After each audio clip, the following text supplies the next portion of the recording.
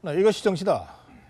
우리 정치권의 쓴소리, 돌직구를 날려주실 네 분을 모셨습니다.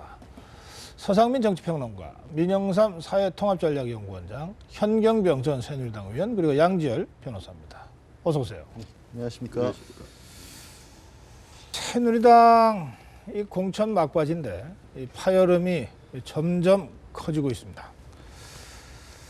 최고위원회의가 소집했다가 연기되고 또 소집되는 이런 상황을 반복하고 있기도 합니다.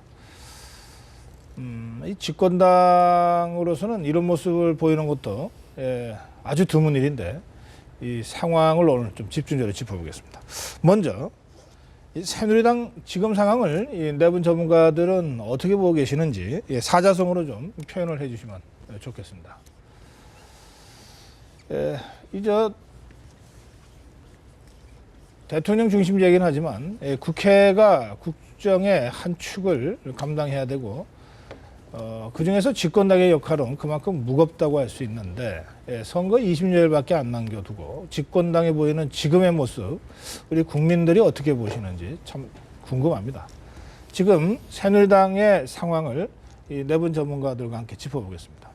이전투구, 무능무성, 안하무인, 목불인견. 이전투구부터 보겠습니다. 예. 이전투구 말 그대로 하면은 진흙탕 싸움이 되겠습니다.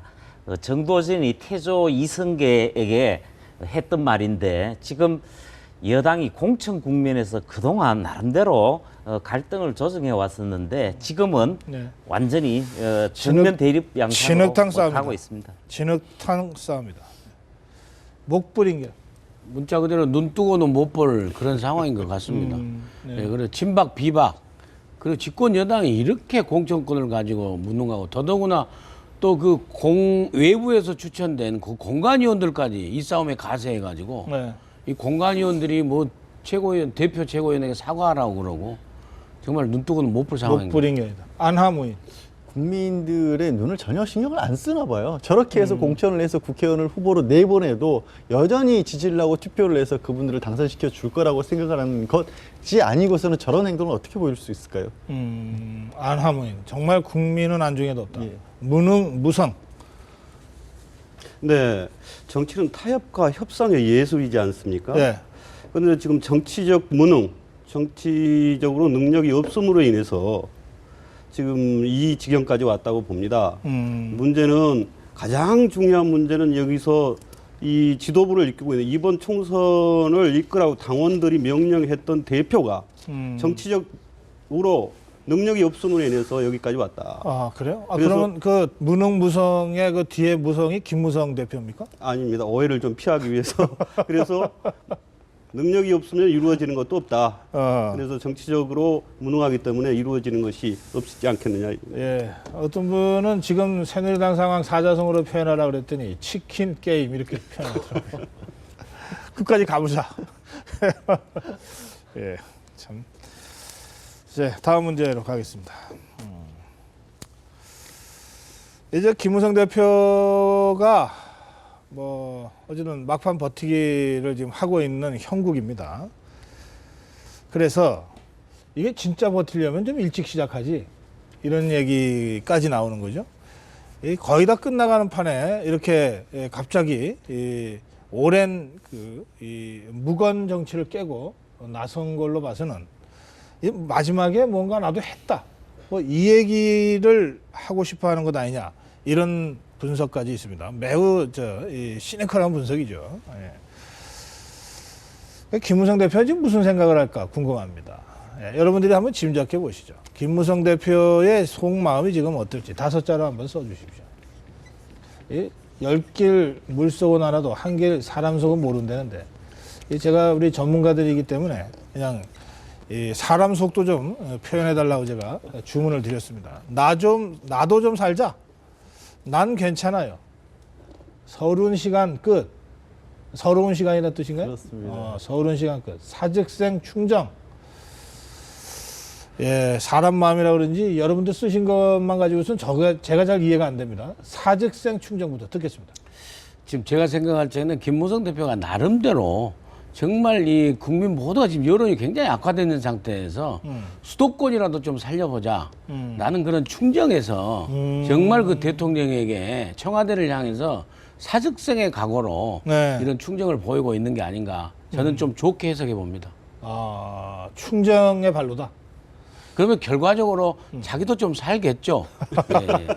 그래서 나도 좀 살자가 나왔습니까? 네, 그렇습니다. 김무성 대표가 대표로 선출된 다음에 내세운 가장 큰 이 모토가 뭐였습니까?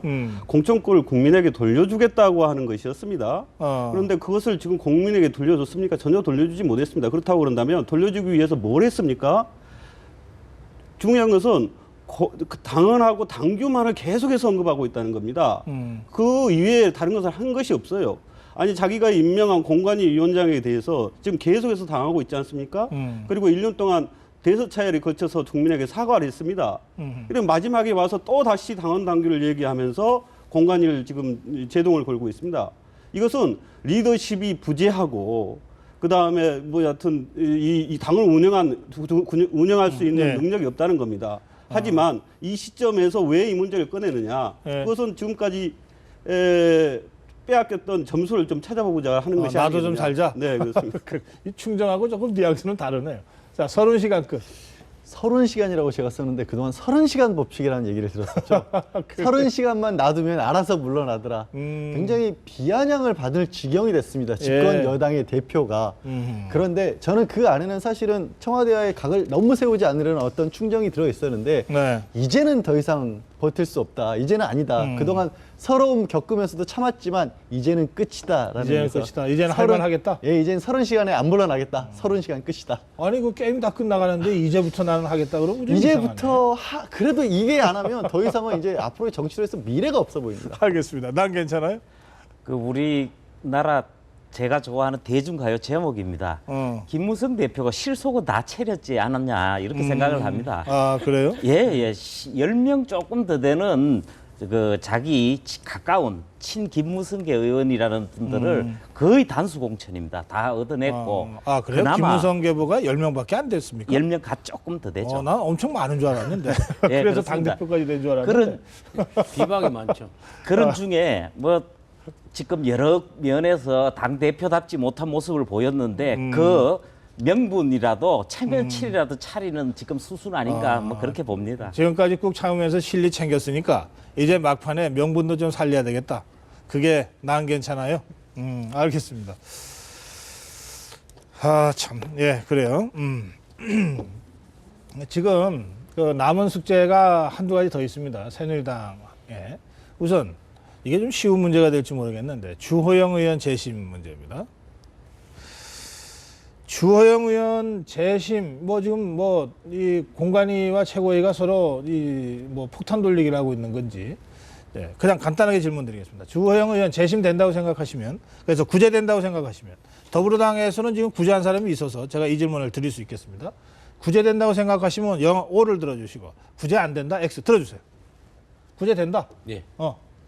저는 지금 상황 보니까 이 2번이나 넘겼는데 친박계 최고위원들도 만장일치로 최고위에서 그 제의를 붙였거든요. 제의를 요청했어요. 예, 그래서 친박들하고 가서 막판에 절충을 할 적에 네, 왜 구제된다면 왜 구제가 되는 것 같습니다. 주호영 의원이 특별히 잘못한 게 없어요.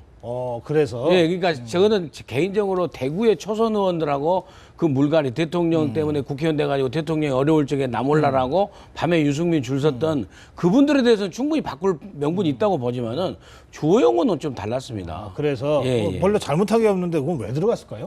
실수인가? 친박 계보가 아니라 들어간 거죠. 알겠어요. 예. 구제 못 될 거다. 예, 무엇보다도 이항구 공관위원장의 악연이 있습니다. 지난 지방선거에서 구청장, 수성구청장 공천 문제를 놓고 정면으로 갈등을 빚었거든요. 그참 그리고 그 얘기 나온 김에 말이에요. 선거구가 가불인 경우 있잖아요. 응? 그 경우에 그 지방선거 때마다 두 국회의원이 같은 당이면 그렇게 싸우더군요. 서로 자기 사람 신겠다고? 그는 제가 볼 때 저도 다 경험했던 바지만 예. 그 예외가 없다고 생각하시면 거의 됩니다. 예외가 없다. 예. 그러니까 수성도 그랬다. 예. 아하. 그 게다가 그 이항구 위원장이 총선 불출마를 선언했을 때 당협위원장을 후임을 놓고 본인한테 연락도 안 하고 다 모여가지고 그 조영 의원까지 참여해가지고 일방적으로 진행을 하는 것에 상당히 열이 받았다 그럽니다. 이건 이양구 끝까지 위원장과 조영 의원 간에 일반인은 잘 모르는 이 악연이 너무 깊어서 공천 못 받을 거다. 알겠어요. 예. 아까 치킨 게임이라고 하셨잖아요. 예. 지금 상황은 서로 어느 쪽이 양보해서 타협할 수 있는 선을 넘어선 상황이고 그걸 저는 바라지도 않을 것이라고 봅니다. 이미 쪼개질 대로 쪼개진 때서 뭉치는 사람들끼리 나름대로 아마 치르자는 쪽을 입장을 취할 것 상황 같습니다. 자체가 밀리면 진다 이런 예. 상황이다. 예. 네, 저도 비슷한 생각인데요. 그러니까 재심의를 해서 다시 공천을 준다고 그런다면은 그동안 공관위가 해왔던 모든 작업에 대한 재검토가 필요할 겁니다. 그렇기 때문에 이건 그리고 그 기준이 무엇인가에 따라 다 공개가 돼야 될 겁니다. 그런데 그렇게 하기는 너무나 정치적 부담감이 크다. 그래서 하긴, 예. 예.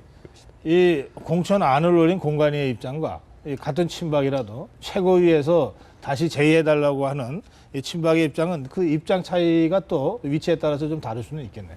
알겠습니다. 어쨌든 세 분은 제의 안 될 것이다. 이렇게 보시는 거죠. 자, 이양구 위원장이 지금 사실은 제일 어려운 숙제 하나를 갖고 있는데 유승민 의원 공천 문제입니다. 이걸 유승민 의원한테 지금 떠넘기고 있어요. 그러니까 공관위가 지금 마구 칼을 휘둘렀잖아요. 그런데 갑자기 유승민 의원 문제에 와서는 본인한테 지금 결정을 하라고 이러고 있습니다. 이양구 위원장의 이 태도가 옳다고 생각하시면 O, 잘못됐다고 생각하시면 X를 들어주세요. 아, 다 잘못됐다고 보시는 거죠? 예. 예. 왜 잘못됐다고 보십니까? 아니 이게 유승민 의원만이 특별 대우할 필요가 없지 않습니까? 그러니까 공관위 내부적으로 공천과 관련된 내부 규정이 있었을 테고 그 규정에 따라서 처리하면 되는 겁니다. 그것을 자꾸 이렇게 미루고 되니까 최고위 또는 당 전체에 대해 부담을 가고 있는 거 아니겠습니까? 특히 유승민 의원에게 결정을 미룬다는 것은 그 공천을 왜 그 공천 받을 대상한테 미루고 있느냐 도저히 이해할 수 없습니다. 그러네요. 예, 같은 의견이신가요? 원내대표 그만둘 때 상황과 비슷한 상황을 만들었어요. 똑같은 상황에서 버티다가 마지못해 유승민 의원이 나가게 되잖아요. 그럼 어떻게 되냐면 유승민 의원을 지지하는 사람 입장에 희생됐다는 입장이 되는 거고 지지하지 않는 사람들 입장에서는 또 당을 쪼갰다는 그런 모양새를 만들어내는 겁니다. 그래서 양쪽이 정말 어쩔 수 없이 찢어지게끔 만드는 그런 입지를 만들어내고 있다고 저는 보입니다.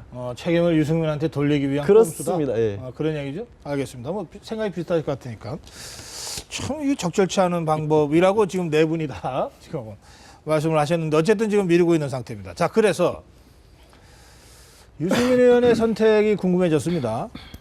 뭐 정말 공관위가 결정할 때까지 어떤 결정에도 끝까지 기다리는 길도 있는 것이고 뭐 그렇다면 내가 먼저 풀어주겠다 하고 본인이 먼저 움직일 수도 있습니다. 뭐 자진 탈당을 해서 출마할 수도 있고 아예 불출마 선언을 할 수도 있고 뭐 다른 당으로 갈 수도 있고 여기저기서 오라는 데는 많죠. 예. 유승민 의원의 향후 선택에 대해서 여러분들 어떻게 전망하시는지 써주십시오. 자, 들어주시고요. 그 제가 좀 이 시청자로부터 지적을 받았는데 한글 틀리게 쓰는 사람 좀 출연시키지 말아주세요. 근데 이 컷이 시옷 받침입니까? 티귿 받침입니까? 티읕이죠. 시읒. 티귿이 맞습니까? 네, 티읕. 시옷입니다. 아, 시옷 시옷이- 같습니다. 죄송합니다. 그냥 웃자고 한 얘기입니다. 아유. 하와이 자진 불출마, 스스로 탈당 안 돼, 자르면 무소속 출마, 스스로 탈당하지 않을 것이고 컷오프 되면 무소속 출마를 할 것이다. 그런 얘기죠. 자 제대로 썼네요. 네. 제 컷오프. 먼저 컷오프부터. 아니 컷오프 되기를 굉장히 바라는 거고 컷오프 돼야만이 피해자 코스프레를 할 수 있기 때문에 컷오프 시켜라. 예, 계속 시원하게 죽여주라 이렇게 하고 기다릴 겁니다. 그 지난번에 원내대표 물러날 때도 사실 그랬어요. 예. 나를 잘라라. 예. 목을 쳐라. 그래요. 자, 스스로 탈당은 없을 거고 잘라라 기다린다 이런 뜻입니까? 예. 지금 설명해 주신 그대로입니다. 제킨 그대로입니다. 그러면 자르면 무소속으로 출마할 것이다. 출마하면 이깁니까 집니까? 접전이 되지만 이깁니다. 유승민이 그러면 이길 것이다. 예. 자진 후보 불출마. 경쟁력에서 이깁니다. 후보 경쟁. 근데 자진 불출마. 유승민 의원이 말입니다. 이번 총선만을 생각하지 않고 장기적으로 정치를 생각한다고 그런다면은 자진 불출마가 맞다고 봅니다. 왜냐 그러면 이게 지금 TK에서 차세대 후보군, 즉 대권 주자로서의 특별히 드러나는 사람이 없지 않겠습니까? 그렇다고 그런다면 선당 후사하는 마음으로 깨끗하게 이번은 승복하고 다음 기회를 노리겠다라는 식으로 간다면 전국 지금 이 이슈가 전국 이슈가 됐습니다 이미. 전국적인 지도 발뿐만 아니라 TK에서의 새로운 리더로서의 자리도 잡을 수 있을 것이다. 그렇기 때문에 이 국면에서는 한 수 접고 들어가는 것이 좋지 않겠느냐. 저는 그렇게 보고 있습니다. 아, 그래요. 하와이. 저는 이거 딱 보는 상황이 예. 친구라는 영화의 명장면이 있지 않습니까? 딱 공관위원장이 하와이 가라. 그러니까 버티는 거죠. 네가 가라 하와이. 그러면서 죽어도 나는 그냥 못 가겠다. 이 상황 거의 수준도 거의 조직폭력부의 영화에서 나오는 수준의 일들이 정치판에서 벌어지는 것 같습니다. 지금 새누리당을 조폭이라고 지금 말씀하신 겁니까? 아니, 지금 하고 있는 거 보면은 뭐 누가 봐도 뭐 그렇게 뭐가 말씀하신 건 다릅니까? 아니에요. 예. 이게 오해 소지가 있을까봐. 그러나 그 친구의 한 장면이 떠오른다. 그런 생각을 할 만큼 좀 우스운 상황인 것 같습니다. 알겠습니다. 이 서상인 박사는 자진해서 불출마를 선택한 것이다. 왜냐하면 대권 주자로서의 행보가 남아있기 때문에 이렇게 말씀하셨고, 네, 그렇습니다. 두 분은 불출마 잘리면 무소속 출마를 강행하고 그럴 경우에는 당선 가능성도 있다 이렇게 지금 보시는 것 같습니다. 하와이는 이쪽도 저쪽도 아니고 하여튼 당분간 버틸 거다 이런 얘기 같네요. 예, 알겠습니다. 자, 이게 지금 자진 불출마 얘기를 서상희 박사가 했지만 더불어민주당에는 예컨대 컷오프된 정청래 의원이 어쨌든 아름답게 지금 마무리를 하고 있습니다. 예, 그런 모습들이 나오고 있는데 새누리당에서는 첫 번째 탈락한 김태환 의원부터 바로 뭐 탈당 무소속 출마 막 이래서 사실은 무슨 아름다운 승복 이런 모습이 지금 거의 보이지 않고 있습니다. 이게 뭐 이 당 지도부의 역량 때문인지 어떤지. 자, 이런 상태에서 한 25명 정도가 18대 총선에서는 무소속이 25명이 있었는데 지금은 뭐 몇 명이 최종적으로 탈락해서 무소속 출마를 할지 모르겠고 이 경우에 뭐 무소속 연대가 될지 각자 도생의 길을 갈지도 아직은 모르겠습니다. 질문 드립니다.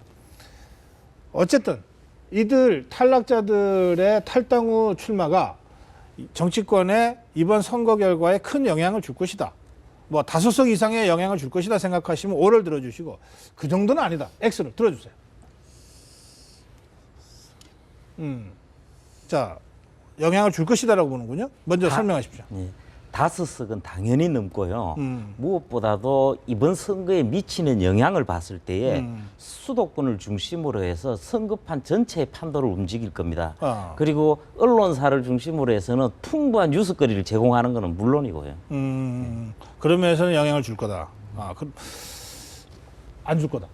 네, 결국에는 문제가 되는 지역이 TK 그쪽인데요. 그 대통령의 그 영향력과 대통령을 보호하고자 하는 그런 그쪽의 민심을 생각하면은 네. 결국에 비박연대나 이런 것은 통하지 않을 것이다. 단 수도권에 있어서는 상당히 중요한데 변수 하나가 정말 윤상현 의원의 지역에 무공천을 한다든지 이런 꼼수를 두게 되면 상당히 영향을 미치고 그 수도권에서 상당히 악영향을 미칠 까 이렇게 저는 봅니다. 예. 예, 저도 비슷한 생각입니다. 일단 이것이 파괴를 가지려면은 이 사람들을 묶어줄 수 있는 구심점이 필요합니다. 저번에 친박연대와 같이. 근데 그 구심점이 보이지 않는다는 것입니다. 그렇기 때문에 파괴력은 일치 단계에서 이 난관을 헤쳐나갈 수 있는 파괴력은 없을 것이다. 그리고 특히 TK 같은 지역에서는 이미 박근혜 대통령에 대한 지지율이 높기 때문에 박근혜 대통령을 선택할 것이고 수도권 같은 경우는 3당 체제로 굳어가기 때문에 무소속이 들어설 자리는 별로 없을 것이다. 이렇게 보고 있습니다. 그래요. 예. 지금도 새누리당도 그렇고 여권이건 야권이건 간에 다 너무나 복잡한 상황이지 않습니까? 상황이 너무 복잡하다 보면 막상 총선에 들어가면 어떤 식으들 기존 정치권에서의 정리가 이루어질 거고 그렇게 되면 사실은 생각보다 무소속으로 살아남기는 오히려 어려울 수도 있을 그래요. 것으로 막상 보입니다. 이제 공천이 다 끝나고 예. 선거 구도가 잡힐 때 그렇게 되면 이제 여야 간 대결 구도가 좀 더 분명해지고 이렇게 되면 지금은 뭐라고 뉴스가 되지만 이 무소속들의 영향이 이렇게 크지 않을 수가 있어요. 이게 세 분이 주장이시고 그러나 5석 이상의 이 당락은 영향을 준다. 선거판 전체도 영향을 줄 거다. 관리 잘 못하면 큰일 난다. 여건 야건 지금 그 말씀하신 거예요? 알겠습니다. 자, 이런 변수들 중에 뭐 이재호 의원이 무소속 탈당 강행할지 말지 뭐 이런 여러 가지 변수들이 있는데 가장 이 입장이 지금 예민하게 이렇게 논의되고 있는 사람이 진영 의원인 것 같습니다. 더불어민주당 입당 얘기가 갑자기 아주 구체적으로 나오는가 하면 진영 의원 쪽에서는 뭐 우리 그런 생각한 적 없다 또 이런 얘기가 나오고 있어서 조금 혼란스럽습니다. 어떤 결정을 할까요? 진영 의원이 써주십시오. 이 박근혜 정부 출범 과정에서 적지 않은 역할을 했습니다. 인수위 과정에서도 제 기억으로는 인수위 부위원장을 했습니다. 부위원장이죠. 그리고 그 흐름을 타고 보건복지부 장관을 했습니다. 예. 그러니까 이 정치적 무게가 가볍지 않은 사람인데 박근혜 대통령의 성공을 기원한다. 이 탈당하면서 그 얘기를 하긴 하더라고요. 그러나 이 본인의 선택은 좀 다를 수 있습니다. 더민주에 입당할 것이다. 더불어 입당할 것이다. 무소속으로 출마할 것이다. 어떤 이의 꿈? 이건 뭐예요? 더더더는 뭐야? 먼저 설명하셔야 되겠네.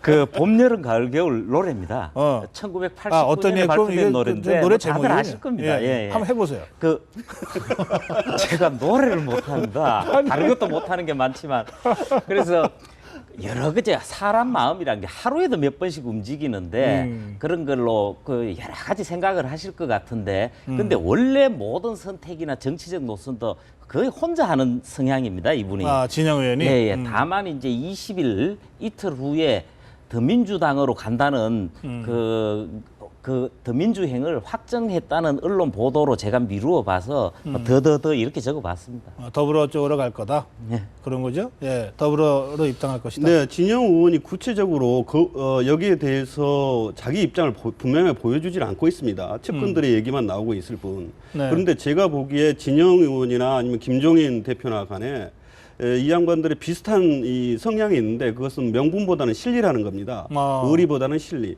그렇기 때문에 김종인 대표가 당긴다고 그런다면은 그다음에 용산 지역의 호남토 표가 있기 때문에 아마 실리를 택해서 입당하지 않을까 이렇게 보고 있습니다. 명분보다 실리를 쫓는 사람들이었다. 저는 그렇게 파악을 하고. 두 사람이 다 그렇다. 네, 그렇습니다. 예, 무소속. 제가 보기에는 조응천 전 비서관은 검사 출신이고 그다음에 이 진영 의원 같은 경우에는 판사 출신이에요. 예. 그다음에 장관을 지내셨고 또 대선 때는 사실 국민행복추진위원회 부위원장도 하셨습니다. 그래요. 예. 사실 그런 측면에서 이 더불어민주당으로 가기에는 본인 스스로가 너무나 부담되고 대통령에게 함께 모시고 일했던 대통령에게 너무 미안하다고 생각합니다. 근데 참 그러고 보니까 대선 때 김종인 대표랑 또 호흡을 같이 맞췄네요. 그러니까 그 그림이 있어요. 가운데 어. 대통령 후보로 계시고 어허. 양쪽에 행복추진위원회 위원장 김종인 부위원장 진영. 그러니까. 그 그림도 있습니다. 위원장 이 상황 거의 수준도 거의 조직폭력부의 영화에서 나오는 수준의 일들이 정치판에서 벌어지는 것 같습니다. 지금 새누리당을 조폭이라고 지금 말씀하신 겁니까? 아니, 지금 하고 있는 거 보면은 뭐 누가 봐도 뭐 그렇게 뭐가 말씀하신 건 다릅니까? 아니에요. 예. 이게 오해 소지가 있을까봐. 그러나 그 친구의 한 장면이 떠오른다. 그런 생각을 할 만큼 좀 무서운 상황인 것 같습니다. 알겠습니다. 이 서상인 박사는 자진해서 불출마를 선택할 것이다. 왜냐하면 대권 주자로서의 행보가 남아있기 때문에 이렇게 말씀하셨고 네, 그렇습니다. 두 분은 불출마 잘리면 무소속 출마를 강행하고 그럴 경우에는 당선 가능성도 있다 이렇게 좀 보시는 것 같습니다. 하와이는 이쪽도 저쪽도 아니고 하여튼 당분간 버틸 거다 이런 얘기 같네요. 예, 알겠습니다. 자, 이게 지금 자진 불출마 얘기를 서상희 박사가 했지만 더불어민주당에는 예컨대 컷오프된 정청래 의원이 어쨌든 아름답게 지금 마무리를 하고 있습니다. 예, 그런 모습들이 나오고 있는데 새누리당에서는 첫 번째 탈락한 김태환 의원부터 바로 뭐 탈당 무소속 출마만 이래서 사실은 무슨 아름다운 승복 이런 모습이 지금 거의 보이지 않고 있습니다. 이게 뭐 이 당 지도부의 역량 때문인지 어떤지.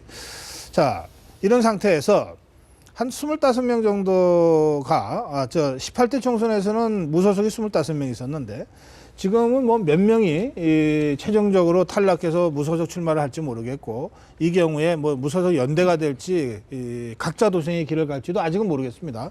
질문 드립니다. 어쨌든 이들 탈락자들의 탈당 후 출마가 정치권에 이번 선거 결과에 큰 영향을 줄 것이다. 뭐 5석 이상의 영향을 줄 것이다 생각하시면 O를 들어주시고 그 정도는 아니다. X를 들어주세요. 자, 영향을 줄 것이다라고 보는군요. 먼저 설명하십시오. 예. 5석은 당연히 넘고요. 무엇보다도 이번 선거에 미치는 영향을 봤을 때에 수도권을 중심으로 해서 선거판 전체의 판도를 움직일 겁니다. 그리고 언론사를 중심으로 해서는 풍부한 뉴스거리를 제공하는 것은 물론이고요. 그런 면에서는 영향을 줄 거다. 안 줄 거다. 네, 결국에는 문제가 되는 적이 TK 그쪽인데요. 그 대통령의 그 영향력과 대통령을 보호하고자 하는 그런 그쪽의 민심을 생각하면은 네. 결국에 비박연대나 이런 것은 통하지 않을 것이다. 단 수도권에 있어서는 상당히 중요한데 변수 하나가 정말 윤상현 의원의 지역에 무공천을 한다든지 이런 꼼수를 뜨게 되면 상당히 영향을 미치고 그 수도권에서 상당히 악영향을 미칠 까 이렇게 저는 봅니다. 예. 예, 저도 비슷한 생각입니다. 일단 이것이 파괴를 가지려면은 이 사람들을 묶어줄 수 있는 구심점이 필요합니다. 저번에 친박연대와 같이. 근데 그 구심점이 보이지 않는다는 것입니다. 그렇기 때문에 파괴력은 일치 단계에서 이 난관을 헤쳐나갈 수 있는 파괴력은 없을 것이다. 그리고 특히 TK 같은 지역에서는 이미 박근혜 대통령에 대한 지지율이 높기 때문에 박근혜 대통령을 선택할 것이고 수도권 같은 경우는 3당 체제로 굳어가기 때문에 무소속이 들어설 자리는 별로 없을 것이다. 그렇게 보고 있습니다. 그래요. 예. 지금도 새누리당도 그렇고 여권이건 야권이건 간에 다 너무나 복잡한 상황이지 않습니까? 상황이 너무 복잡하다 보면 막상 총선에 들어가면 어떤 식으로들 기존 정치권에서의 정리가 이루어지고 그렇게 되면 사실은 생각보다 무소속으로 살아남기는 오히려 어려울 수도 있을 그래요. 것으로 막상 보입니다. 이제 공천이 다 끝나고 예. 선거 구도가 잡힐 때 그렇게 되면 이제 여야 간 대결 구도가 좀 더 분명해지고 이렇게 되면 지금은 뭐라고 뉴스가 되지만 이 무소속들의 영향이 이렇게 크지 않을 수가 있어요. 이게 세 분이 주장이시고 그러나 5석 이상의 이 당락은 영향을 준다. 선거판 전체도 영향을 줄 거다. 관리 잘 못하면 큰일 난다. 여건 야건 지금 그 말씀하신 거예요? 알겠습니다. 자, 이런 변수들 중에 뭐 이재호 의원이 무소속 탈당 강행할지 말지 뭐 이런 여러 가지 변수들이 있는데 가장 이 입장이 지금 예민하게 이렇게 논의되고 있는 사람이 진영 의원인 것 같습니다. 더불어민주당 입당 얘기가 갑자기 아주 구체적으로 나오는가 하면 진영 의원 쪽에서는 뭐 우리 그런 생각한 적 없다 또 이런 얘기가 나오고 있어서 조금 혼란스럽습니다. 어떤 결정을 할까요? 진영 의원이 써주십시오. 이 박근혜 정부 출범 과정에서 적지 않은 역할을 했습니다. 인수위 과정에서도 제 기억으로는 인수위 부위원장을 했습니다. 그리고 그 흐름을 타고 보건복지부 장관을 했습니다.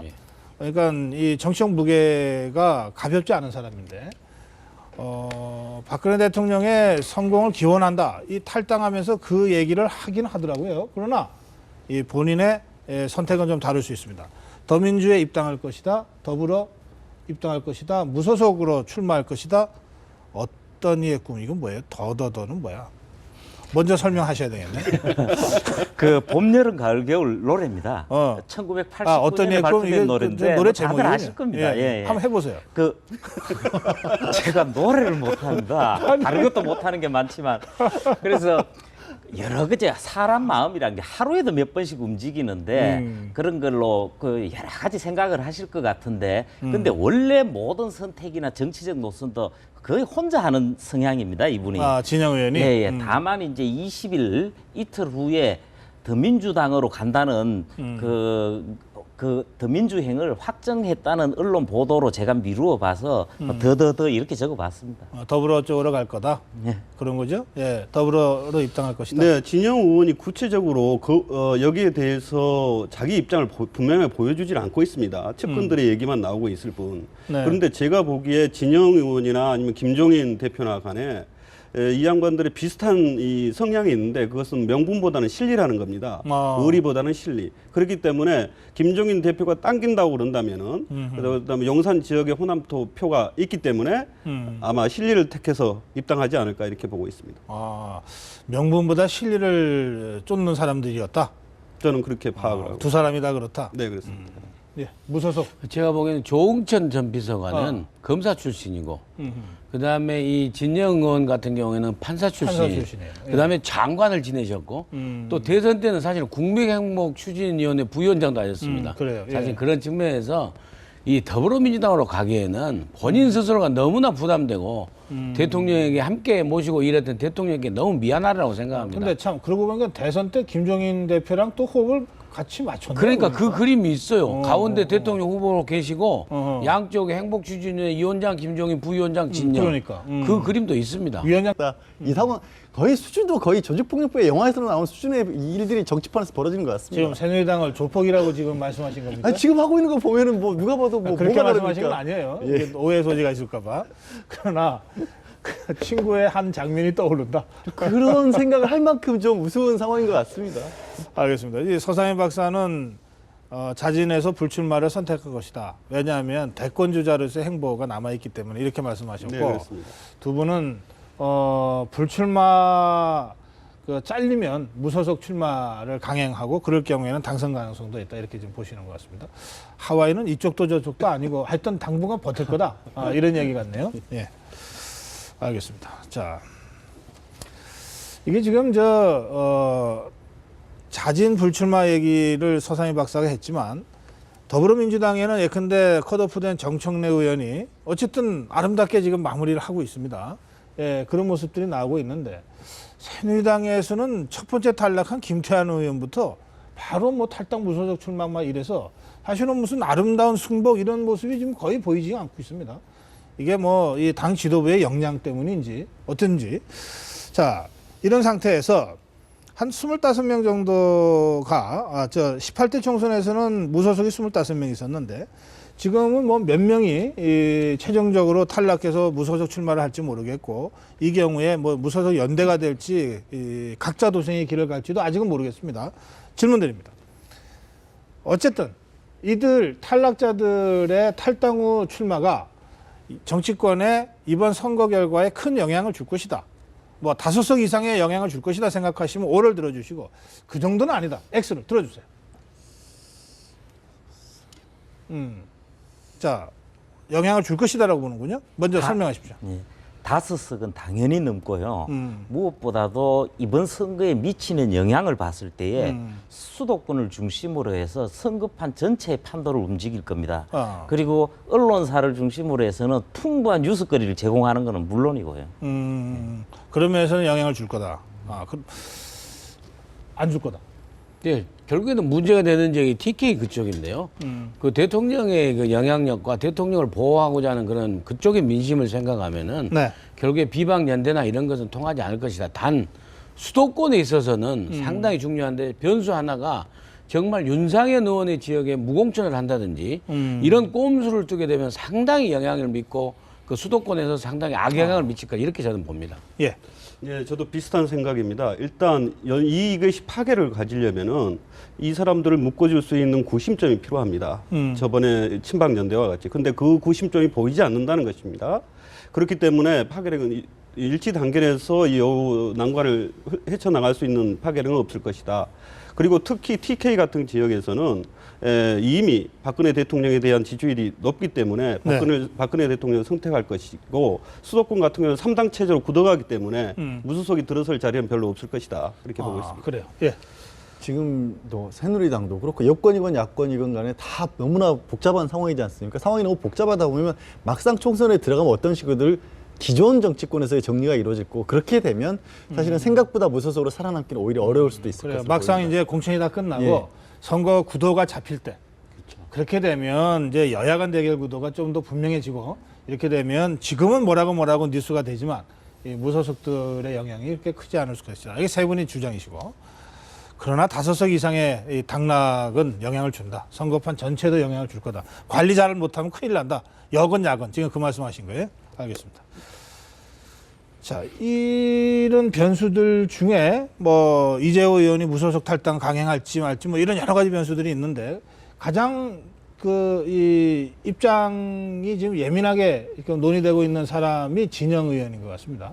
더불어민주당 입당 얘기가 갑자기 아주 구체적으로 나오는가 하면 진영 의원 쪽에서는 뭐 우리 그런 생각한 적 없다 또 이런 얘기가 나오고 있어서 조금 혼란스럽습니다. 어떤 결정을 할까요? 진영 의원이 써주십시오. 이 박근혜 정부 출범 과정에서 적지 않은 역할을 했습니다. 인수위 과정에서도 제 기억으로는 인수위 부위원장을 했습니다. 그리고 그 흐름을 타고 보건복지부 장관을 했습니다. 그러니까 이 정치적 무게가 가볍지 않은 사람인데 박근혜 대통령의 성공을 기원한다. 이 탈당하면서 그 얘기를 하긴 하더라고요. 그러나 이 본인의 선택은 좀 다를 수 있습니다. 더민주에 입당할 것이다. 더불어 입당할 것이다. 무소속으로 출마할 것이다. 어떤 이의 꿈? 이건 뭐예요? 더는 뭐야? 먼저 설명하셔야 되겠네. 그 봄, 여름, 가을, 겨울 노래입니다. 1989년에 어떤 이의 꿈? 발표된 이게 노래인데 노래 뭐 제목이 다들 아실 겁니다. 예. 한번 해보세요. 그 제가 노래를 못합니다. 다른 것도 못하는 게 많지만 그래서 여러 가지 사람 마음이란 게 하루에도 몇 번씩 움직이는데 그런 걸로 그 여러 가지 생각을 하실 것 같은데 근데 원래 모든 선택이나 정치적 노선도 거의 혼자 하는 성향입니다, 이분이. 진영 의원이. 예. 다만 이제 20일 이틀 후에 더민주당으로 간다는 그 더민주행을 확정했다는 언론 보도로 제가 미루어 봐서 더더더 이렇게 적어봤습니다. 더불어 쪽으로 갈 거다. 예. 그런 거죠? 예, 더불어로 입당할 것이다. 네, 진영 의원이 구체적으로 여기에 대해서 자기 입장을 분명히 보여주질 않고 있습니다. 측근들의 얘기만 나오고 있을 뿐. 네. 그런데 제가 보기에 진영 의원이나 아니면 김종인 대표나 간에 이 양반들의 비슷한 이 성향이 있는데 그것은 명분보다는 실리라는 겁니다.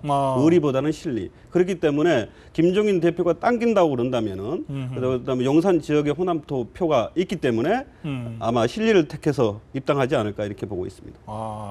명분보다 실리를 쫓는 사람들이었다. 저는 그렇게 파악을 하고. 두 사람이 다 그렇다. 네, 그렇습니다. 예, 무소속. 제가 보기에는 조응천 전 비서관은 검사 출신이고 그다음에 이 진영 의원 같은 경우에는 판사 출신이에요. 그다음에 장관을 지내셨고 또 대선 때는 사실 국민행복추진위원회 부위원장도 하셨습니다. 그래요. 사실 예. 그런 측면에서 이 더불어민주당으로 가기에는 본인 스스로가 너무나 부담되고 대통령에게 함께 모시고 일했던 대통령에게 너무 미안하다고 생각합니다. 근데 참 그러고 보니까 대선 때 김종인 대표랑 또 호흡을 같이 맞췄네요. 그러니까 그 그림이 있어요. 가운데 대통령 후보로 계시고 양쪽에 행복추진위원회 위원장 김종인 부위원장 진영. 그러니까. 그 그림도 있습니다. 위원장 따라간다. 이것도 말이 되긴 되네. 그렇지만은 그러나 대통령을 그러나 그렇게 생각해서 안 저는 할 무소속을 예. 하리라 보서 그렇게 예상합니다. 대통령 때문에라도 무소속 선택할 것이다. 더불어민주당. 저는 용산 지역이 진영재 의원이 대상이 될 것이라는 얘기가 벌써 오래됐지 않습니까? 그럼 장고를 했을 시간이 있었을 것이고 그 가운데 말씀하신 것처럼 이미 그림도 나와 있고 위원장 같이 했던 그림도 있고 나오면서 보복이라는 단어를 썼다라는 게 저는 결정적으로 봅니다. 무소속 나와서 보복 못합니다. 알겠습니다. 그래요. 세 분이 더불어민주당 행을 예측하셨고 민영선 원장 아무리 그래도 대통령과의 관계를 감안하면 무소속 정도로 멈출 거다. 알겠습니다. 예. 강봉균 장관이 새누리당 선대위원장, 상임 선대위원장으로 영입될 것 같습니다. 김우성 대표도 제안했고 원유철 원내대표도 제안했고 전해지는 얘기로는 강봉균 장관도 뭐 거의 결정한 상태다. 지금 이런 상태입니다. 김종인 대표에 대한 맞불 카드의 성격이 있는 것 같습니다. 적절하다고 생각하시면 O를 들어주시고 적절치 않다 X를 들어주세요. 괜찮은 카드다. 예. 그래요? 새누리당이 모처럼 그 싸우는 와중에 상당히 좋은 그 카드를 들고 국민들에게 지지자들에게 그 다가온 모습이 아닌가 그렇게 봅니다. 그래요? 네. 제가 볼 때 적절한 정도를 넘어서 마수를 넘어서 천적입니다. 천적이다. 김종인 대표가 더민주당을 안정을 시켰잖아요. 그리고 지금 상당히 기세를 올려가는데 이분이 주장하는 정당성이 크게 세 가지가 있는데 그 본인이 의료보험 또 그다음에 그 기초연금 문제 또 경제민주화 문제 등등 부가가치세 폐지를 막았다 등등 이 부분의 실상을 다 알고 있는 분이에요. 그리고 그 부분에 대해서 정면으로 대응을 하는 분입니다. 지금. 그러니까 천적이다. 예, 서상민 박사. 일단 호남 출신이라는 것이 그러네요. 지금 이 새누리당의 선대위원장으로서 가지고 있는 의미가 있을 겁니다. 그것은 이제 지역 정당이 아니라는 것을 보여주는 거고요. 두 번째는 김종인 대표에 대한 대항마로서 김종인 대표는 정무적인 판단을 우선시하지 않습니까? 뭐든지 정부적으로 뭘 판단하고 있는데 그런데 강봉균 장관 같은 경우는 정부적 판단을 넘어서는 정책적 판단이 가능할 것이다. 특히 경제 문제와 관련해서 네. 특히 그리고 또 하나의 문제는 지금 국민들이 원하고 있는 것은 경제 활성화, 경제 살리기 아니겠습니까? 일자리 창출 아니겠습니까? 그런 측면에서 본다 그런다면은 새누리당이 안고 있는 경제 문제에 대해서 보완할 수 있는 중요한 카드가 될 수 있을 것이다 이렇게 보고 있습니다. 그런 면에서는 아주 적절한 카드. 네, 그렇습니다. 예. 이번에 과거 정권의 현재는 야권인 과거 정권 출신이시지만 사실 본인의 경제 정책 자체는 기업 친화적인 정권에 가깝고 그런 부분에 있어서는 경제로서 딱 더불어민주당과 맞수로서 나서 정책을 펴나가기에 적합하시죠. 사실은 그것 때문에 야권에서 잘렸었어요. 뭐 어떻게 보면 그렇다고 볼 수가 있죠. 그렇죠? 예. 중도 성향의 이 관료 출신들 전부 정리하자고 할 때 잘렸던 아픈 기억이 있는데 알겠습니다. 자, 내려주십시오. 이제 야권 상황을 좀 짚어보겠습니다. 아까 제가 저 정청래 의원이 아름다운 승부욕의 모습을 연출하고 있다. 이렇게 말씀을 드렸는데 근데 그 손혜원 홍보위원장을 정청래 의원 지역구에 이제 전략 공천한 거 아닙니까? 그러면서 설명하기를 당초 비례대표로 하려고 그랬는데 뭐 이렇게 설명했습니다. 또 자막에도 비례대표 1번 뭐 포기하고 지역구로 이렇게 다 결정돼 있는 건가요? 비례대표가? 그럼 그 공천 심의인지 뭐 비례대표 심의하는 위원회가 있지 않겠어요? 거기는 뭐 하는 데입니까? 영입 인재 측은 이제 손혜원 홍보위원장이 가졌던 무게감 때문에 아마 그런 식으로 꼭 1번이라기보다는 거의 그 정도로 생각하고 있다라는 정도였겠죠. 아니, 짜르 김종인 대표께서 다 갖고 계시는 겁니다. 그건. 다 정보가 아니 있겠죠. 뭐 무심결에 나온 얘기 같긴 한데 아니 뭐 다 생각해놓고 다 결정해놓고 그러나 뭐 요식적으로 위원회 돌려서 지금 그러고 있는 건 혹시 아닌가요? 근데 그 뉴스 보면서 갑자기 그런 생각이 드네요.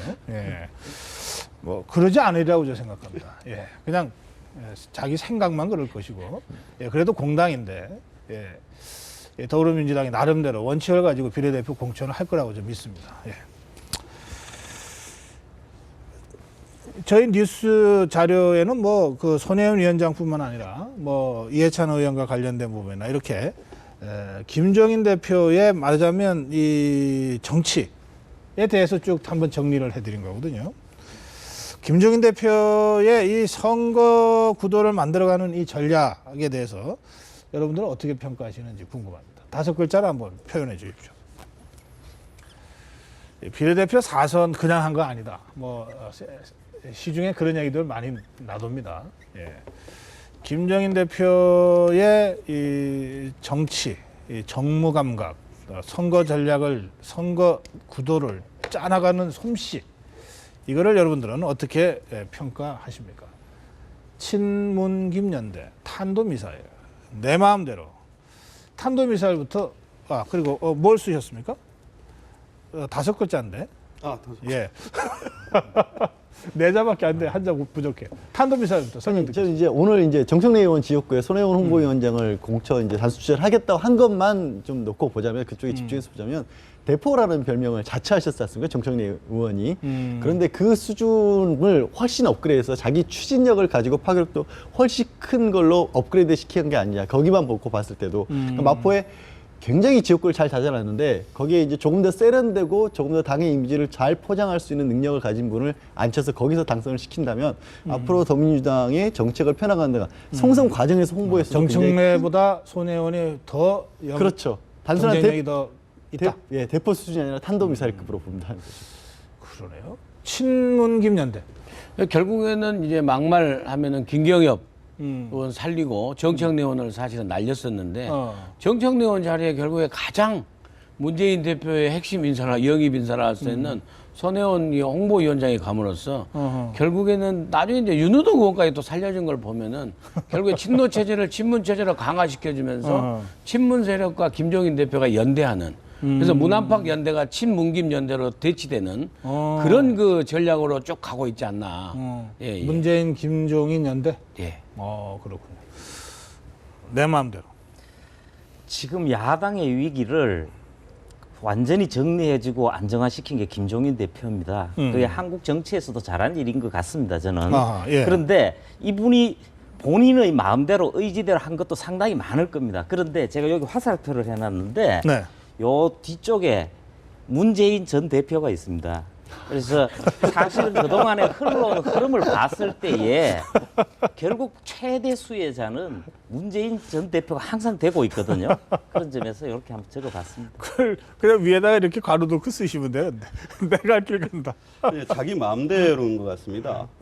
예를 들면 지금 대표직을 맡은 지 얼마 되지 않았는데 당이 이렇게 안정될 수 있었던 것은 이미 내부에 뭔가 긴밀한 뭐가 협력이 있었거나 그렇지 않으면은 많은 시간을 준비해 왔다는 생각밖에 들지 않습니다. 그렇기 때문에 그런 입장에서 본다면은 김종인 대표는 아까 민영삼 원장님께서 말씀하셨듯이 그 연대를 구축하기 위해서 할 수 있겠지만 자기 나름대로의 판을 지금 짜고 있는 건 아니냐 이렇게. 이거는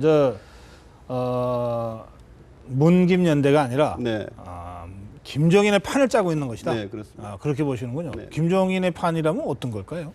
뭐 총선 우위를 총선 후를 대비하는 거 아니겠습니까? 총선은 어디까지를 염두에 두고 대권 주자입니까? 대권 주자까지도 생각하고 있다고 봅니다. 대권 주자까지도 생각. 네, 저도 그 부분에 동의합니다. 대권 주자. 예, 예. 그러나 지금 당장은 더불어민주당을 정리하고 안돈시키기 위해서 문재인과 연대한다. 그렇죠. 이게 김종인의 생각이다. 이거죠. 네, 네. 저는 이 연대를 통해서 안착한 다음에는 뭐 기회가 주어진다면 대권 주자까지도 예. 아니면 그 중간에 어디까지는 한번 갈 때까지 가보겠다. 네.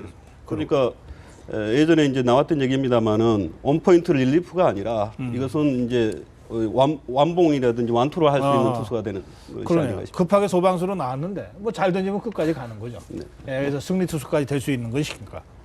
딱 제한해 놓고 가는 거 아니다. 네, 알겠습니다. 자, 아까 잠깐 나왔습니다. 민영삼 원장이 윤후덕 의원 구제 문제.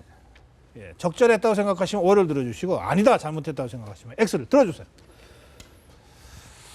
이것도 이견이 없네요. 저는 X개가 여러 개 있었으면 좋겠어요. 하나로 부족하다. 예. 양지열 변호사. 그러니까 이게 저도 법조인이다만 법을 끌어들여야 될 때가 있고 그렇지 않을 때가 있죠. 근데 검찰에서 무혐의를 했다는 이유로 이거를 그냥 바로 구제를 시켜준다. 이번 선거에 부적절한 행동. 관련 단체가 문제 제기하지 않겠다고 했던 거. 그거는 오히려 더 안 좋은 거죠. 그러면 관련 단체가 문제 제기하면 뭐든지 다 끌어줄 거예요? 그게 도대체 해명 같은 해명이 아니죠. 그래요. 왜 해명 같지도 않은 해명을 하면서까지 구제를 하고 그게 있는 걸까요? 가끔 종종 느껴지는 게 여의도 분들은 다른 세상에 사시는 것 같아요. 딴 세상에 살아서다. 제가 그 부분을 좀 설명을 드려야 될 것 여의도에 같은데 살았던 경험이 있네. 그 윤우덕 의원이 범친노, 친노 이렇게도 부를 수 있지만 친문입니다. 전형적인. 그래서 향후의 구도를 위해서 전형적인 끈져내기 그 공천 대표적인 친문이다. 예. 문재인 대표의 비서실장을 지냈다. 그렇죠? 예. 이게 말입니다. 정청래 의원이 추천을 해서 손혜원 후보를 거기에 공천한 것도 문제입니다. 어떻게 공천에서 탈락한 사람이 추천했다고 거기에 그 사람을 갖다 심을 수 있는가 아까 그 얘기를 하셔야지. 하는 문제하고 똑같은 문제라는 겁니다. 똑같은 문제다. 윤호덕 의원 문제도. 그러니까 아까 김종인 대표가 자기 마음대로 지금 이 공천도 아니고 사천도 아니고 자기 마음대로 지금 이걸 휘둘르고 있다는 것 자체가 지금 유권자를 우롱하고 국민을 우롱하고 있는 거 아닌가 이렇게 싶습니다. 알겠습니다. 윤호덕 의원 구제 문제는 어쨌든 후폭풍이 정도의 차이는 있을지 모르겠지만 지금 불고 있는 것 같습니다. 자, 이 판에 완전히 망했다는 평가를 받고 있는 사람이 있습니다. 박원순 시장인데요. 사실은 시장이니까 선거에 개입할 수 없고 그래서 극히 자제하면서 있는 듯 없는 듯 지금 지내고 있는데 그런데 언론이 가만 놔두지 않는 모양입니다. 계산서를 뽑아보니까 박원순 개가 몰락했다. 기동민 한 사람만 살아남았다. 이런 얘기입니다. 지금 박원순 시장의 심정이 어떨지 사자성어로 한번 표현해 주십시오. 담담타타. 고장난명. 부사 일생. 오늘 서상희 박사가 좀 속도가 늦습니다. 자, 담담 타타부터 듣겠습니다. 예, 담담하게 예. 그 지켜 마음을 다스리고 있지만은 정말 속으로는 탁탁 치고 싶은, 탁탁 치고 싶은. 예, 가슴을 아주 탁탁 치고 싶은 예. 그런 심정이죠, 당연히. 예, 저희 프로그램의 이 제목 담담 타타하고는 조금 해석이 다른 거죠. 네네. 저희 프로그램 담담 타타는 대화할 때 대화하고 또 타격할 때 타격한다는 예, 그런 얘기인데 하여튼 담담하게 그러나 속으로는 다 들어간다. 네. 알겠습니다. 구사일생. 지금 박원순 서울시장과 가까운 후보자가 한 10명 정도 됩니다. 10여 명. 정확하게 10명으로도 네. 뽑을 수도 있습니다. 그중에 9명이 다 탈락을 해버렸어요. 한 명 성북을의 서울 성북을의 기동민 전 아. 정무부시장만 공천 확정이 되었기 때문에 941생 9가 숫자 9입니다. 예. 9명 죽고 1명 살았다. 딱 그 숫자네요. 그러니까 묘호, 류견. 네, 호랑이를 그리려다가 개를 그렸다 이런 얘기인데요. 예. 그러니까 이거 이제 좀 더 짚어 올라가야 되는데 그 더불어민주당 분당 사태 때 이 박 시장이 문에 손을 들어줬습니다. 그리고 그 결과가 지금 자기의 수족들의 공천 탈락으로 나오는 겁니다. 만약에 그때 국민의당에 안철수 손을 들어줬다면은 지금 자기 이 수족들이 여전히 살아남았을 겁니다. 그러면은 더불어민주당에 남아서 호랑이를 그리려다가 결국은 개에 그치는 것이 아니었느냐 이렇게. 그 시점에서의 선택이 결국 이런 네, 그렇습니다. 이 결과를 갖고 왔다. 이것은 뭐 누구한테 책임을 물을 일이 아니다. 네. 박원순 시장 스스로 자초한 것이다. 그렇게 보고 있습니다. 그때가 바로 문한박 연대와 관련된 입장 표명을 했던 네, 그 맞습니다. 시기를 말씀하시는 것 같습니다. 자, 고장남녀. 한쪽 손으로 박수 소리 내기 어렵다는 그런 뜻인데 지금 네. 파트너 내지는 세력을 못 찾고 계신 거죠. 박원순 시장 혼자 거의 외로운 싸움을 하시다시피 하다 보니까 네. 좀처럼 성과 내지는 세력으로 나서서 대선 주자급의 행보를 만들어내기 어려운 상황인 거죠. 아, 그렇군요. 설명 듣고 보니까 박원순 시장이 좀 외로워 보이긴 하네요. 알겠습니다. 자, 이 국민의당에 대한 질문 간단한 겁니다. 지금 뭐 이 당 지지율 3위입니다. 어쨌든. 그런데 정의당이 4위거든요. 그런데 정의당이 지금 쫓아오고 있습니다. 저 그래프에도 보면 예, 노란색의 맨 밑에 정의당이 이 초록색의 국민의당을 지금 위협하고 있습니다. 질문 드립니다. 정의당이 3위 되고 국민의당이 4위 될 가능성이 있다고 생각하시면 O, 아니다. 그런 상황은 없다. X 들어주세요. 다 X. 그렇지는 않을 거다. 근데 오늘 광주일보에 나온 조사만 보면은요 상당한 호남 지방에서는 표차로 나가고 있고 여전히 선방하고 있습니다. 호남 민심이 예. 국민의당을 지지하고 있다. 뒤집어질 수도 있다. 뒤집어질 수도 있다라는 게 국민의당이 못해서다기보다는 더민주당의 지금 약진세 때문에 결국엔 나중에는 이기는 쪽을 응원할 것 같은 생각이 들기 국민의당을 더불어민주당이 땡겨가면 이게 그럴 수밖에 없는 거죠. 정의당은 자기 기반은 지키니까 그냥 그렇게 해서 평균적인- 오부지리로 3등이 될 수도 있다. 그런 계산이군요. 예. 뭐 크게 다른 의견 없으면 네네. 다음 질문으로 바로 가겠습니다. 네, 그렇습니다. 예. 자, 지금까지 뭐 완전히 끝난 건 아닙니다만 공천 전쟁이 이제 거의 막을 내리고 있는데 승자가 있고 패자가 있지 않겠습니까? 최대 승자는 누군지, 최대 패자는 누군지 두 사람만 써주십시오. 예, 뭐 새누리당에는 김무성 대표도 있고, 뭐 유승민 의원도 있고, 더불어민주당에 김종인 대표, 문재인 전 대표가 있고, 국민의당에는 안철수 대표가 있고, 또 조금 전에 검토한 이 박원순 시장도 있습니다. 이런저런 유력 정치인, 주요 정치인들 중에 최대 승자는 누구고 최대 패자는 누구냐 질문 드린 겁니다. 승자 문재인, 패자 유승민, 승자 김종인, 패자 김무성, 승자 안철수, 패자 김무성, 승자 유승민, 패자 문재인 이렇게 나왔네요. 야, 이거 좀 복잡하다. 시간 별로 없는데. 안철수가 승자군요. 예, 그렇습니다. 안철수는 자리를 잡았습니다. 내부에 있었던 분란들을 정리를 했습니다. 그래서 가장 큰 승자라고 보고 있고. 알겠습니다. 어쨌든 안철수가 버텨냈기 때문에 승자다. 그렇습니다. 김무성이 패자입니까? 김무성은 현재로서는 패자라고 보입니다. 왜 그렇습니까? 너무 오래 뭐 이양구 위원장을 양보한 것부터가 문제였던 것으로 보입니다. 알겠습니다.